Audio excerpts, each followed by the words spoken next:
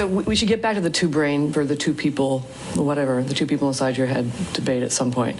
Okay. But for instance, we did a study where we had people learn through trial and error to trust somebody or not trust somebody. So somebody's going to reward you, they're not going to reward you if you trust them in an economic exchange. And prior to them doing this, we then gave them a little vignette. This person is basically a good guy, nothing to do with economic behavior, but kind of helps his friends out, that kind of thing. Works for Teach for America. This guy's kind of sleazy. This guy's kind of average. What we see when we do this is when you're working with the good guy, you don't use the part of your brain that seems to be responding to trial and error feedback that you're getting through these economic transactions. Okay, you use another learning and memory system. That's one learning and memory system. Use another learning and memory system when the guy is good to help you guide your choices. And your choices don't change as much with a good guy, even though they're all rewarding you to the same degree. Okay, so you can say, well, maybe we would have seen that in behavior, and we did. Okay, but we know something about how those brain systems work and what kind of information they encode and what kind of information they use when they're when they're driving behavior versus another memory system's driving behavior. This now tells us something about the psychology that we wouldn't have known otherwise. We can take everything we know about those brain systems now and use that to understand why it is when it's a good guy, it doesn't bother you so much that he cheats you. And that's going to now go and inform our psychological model of how this could work.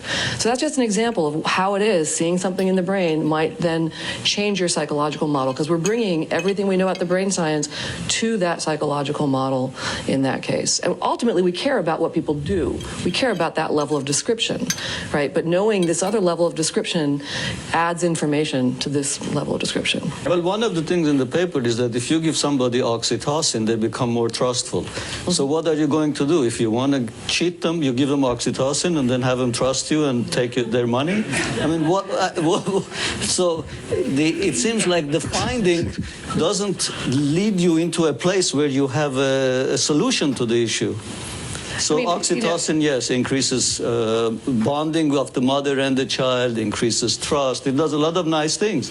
And a lot of opioids do a lot of nice things, as we were recently finding out. But how does that help us in terms of determining affecting the person's economic behavior, which is what neuroeconomics hopefully will one day do, no?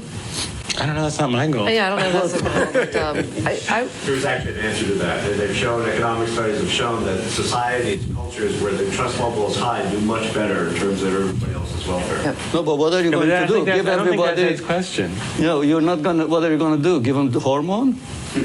No, give a society hormones? That's a question for culture, but you know the biological effects yes. of cultural change will make. Right, but economics has to do more with culture than the biology of an individual.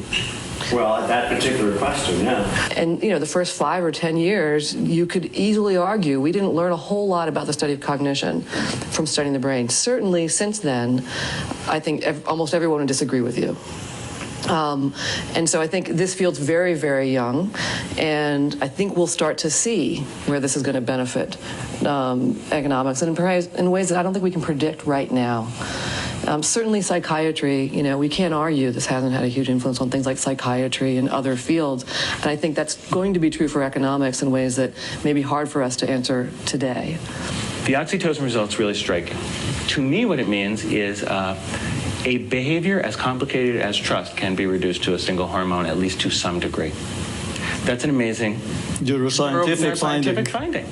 And by understanding where all the oxytocin receptors are, we can leverage that to even understand a little bit more about the neural basis of trust. Very important. Let me just finish for one more second.